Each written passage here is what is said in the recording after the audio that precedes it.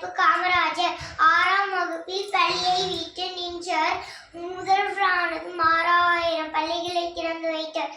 விளம்பரத்தை விரும்பாதவர், விளை நிலங்களை வளமாக்கியவர், யாரையும் வெறுக்காதவர், யாருக்கும் மஞ்சாதவர், எளிமையாய் வாழ்ந்தவர், ஏறு போல் நடந்தவர், கல்வி கண் திறந்தவர், காலமெல்லாம் உழைத்தவர், காந்தி வழியில் நடந்தவர், நேருக்கு பிடித்தவர், காமராசர் எளிமைக்கும் நன்மைக்கும் பெயர் பெற்றவர், ஏழை எளிய மக்கள் வாழ்வு சிறக்க பாடுபட்டவர். இதனால் இவரை தென்னாட்டு காந்தி என்று அழைக்கிறோம்.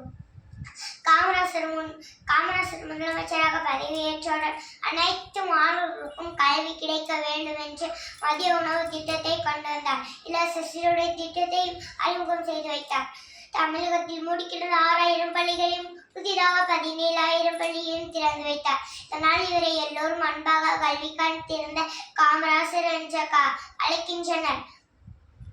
காமராசர் 3 முறை முதலமைச்சராக இருந்த இப்பேற்பட்ட பெருந்தலைவர் தன் வாழ்நாள் முழுவதும் பழைய வீட்டிலே வசித்து கதராடியை உடுத்தினார் என்பதை கேட்டு உள்ள மூவாய் கொள்கிறது. இப்பேற்பட்ட பெருந்தலைவர் அக்டோபர் 2ஆம் நாள் 1975ஆம் ஆண்டு உலகை விட்டு மறைந்தார்.